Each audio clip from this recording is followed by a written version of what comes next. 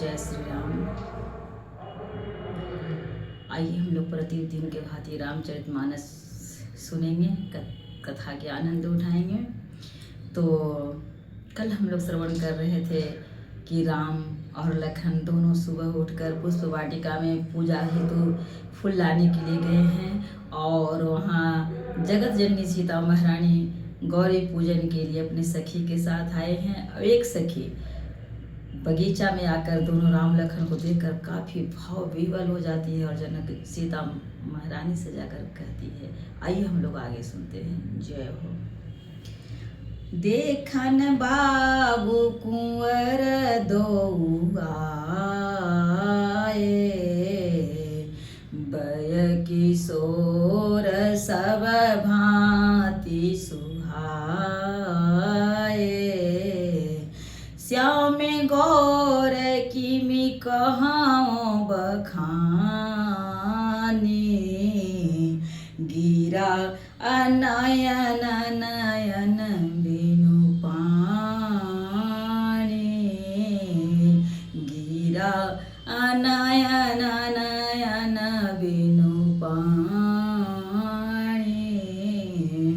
उसने कहा, दो राजकुमार बाग देखन आए हैं, किशोर अवस्था की हैं और सब प्रकार से सुंदर हैं।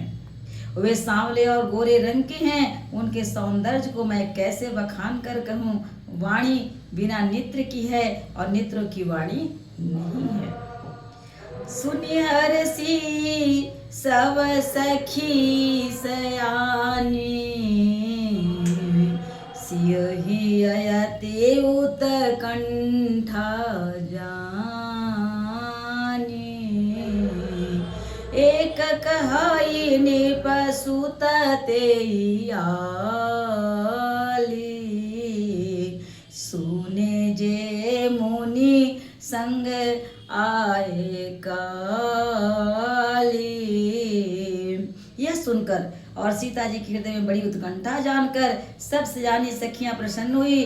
तब एक सखी कहने लगी, ये सखी, ये वही राजकुमार है जो सुना है कि कल विश्वामित्र मुनि के साथ आए हैं, जिन्ह निज रूप मोहनि डारी, किन्हे स्वस नगर नर नारी, बरनत छवि जहाँ तहाँ सब लोगु, अवसि देखियहि देखन जोगु। और जिन्होंने अपने रूप को मोहनी डालकर नगर की स्त्री पुरुष को अपने वश में कर लिया है, जहां तहां सब लोग उन्हीं की छवि का वर्णन कर रहे हैं। अवश्य चलकर उन्हें देखना चाहिए, वे देखने ही योग्य हैं। सुमेरी तासु बचन यति सियहि सोहाने,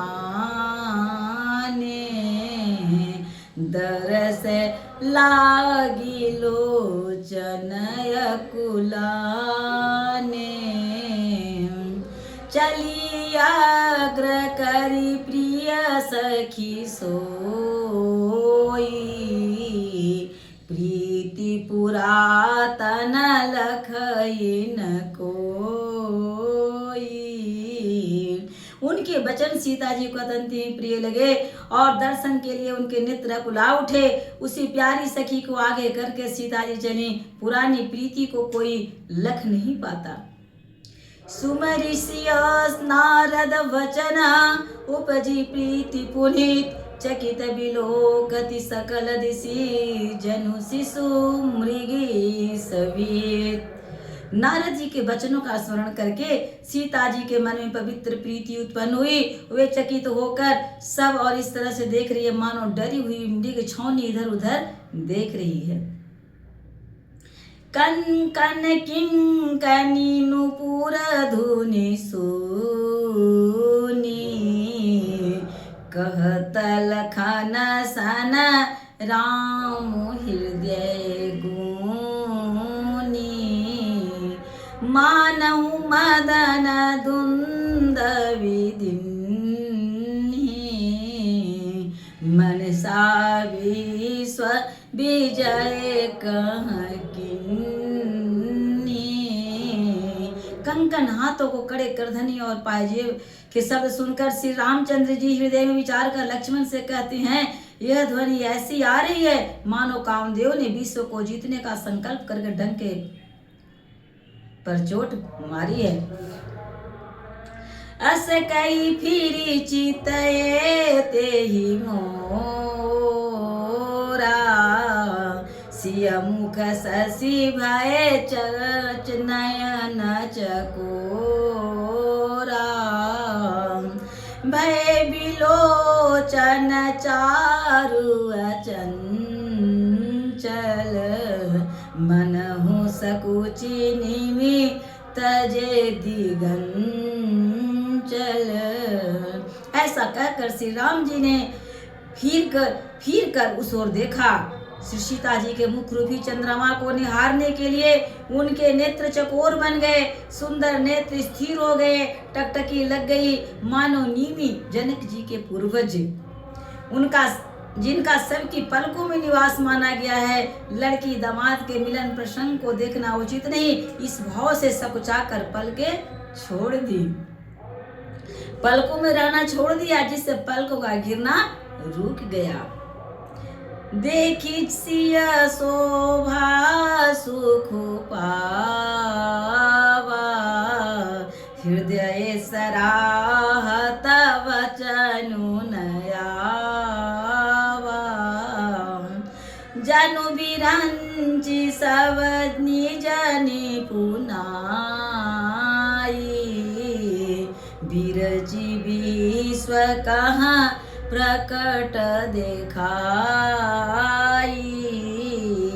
सीता जी की शोभा देखकर श्री राम जी ने बड़ा सुख पाया, हृदय वे उनकी सराहना करते हुए किंतु मुख से वचन न निकले। वह शोभा ऐसी अनुपम है मानो ब्रह्मा ने अपनी सारी निपुणता को मूर्तिमान कर संसार को प्रकट करके दिखा दिया हो। सुंदरता कहूँ सुंदर करई, छवि गृह दीप शिखा जनु बरई। सब उपमा कवि रहे जुठारी, केहि पट तरौ विदेह कुमारी। वह सीता जी के शोभा सुंदरता को भी सुंदर करने वाली है और ऐसे मालूम होती है मानो सुंदरता रूपी घर में दीपक लौ जल रही हो। अब तक सुंदरता रूपी भवन में अंधेरा था, वह भवन मानो सीता जी के सुंदरता रूपी दीप शिखा को पाकर जगमगा उठा है, पहले से भी अधिक सुंदर हो गया है। सारी उपमाओं को तो कवियों ने झूठा कर रखा है। मैं जनक नंदिनी श्री सीता जी की किससे उपमा दूं। सिय शोभा हिय वरनि प्रभु, आपनि दशा विचार। बोले सुचि मन अनुज सना, बचन समय अनुहार। इस प्रकार हृदय में सीता जी के शोभा का वर्णन करके और अपनी दशा को विचार कर प्रभु श्री रामचंद्र जी पवित्र मन से अपने छोटे भाई लक्ष्मण से समयानुकूल वचन बोला।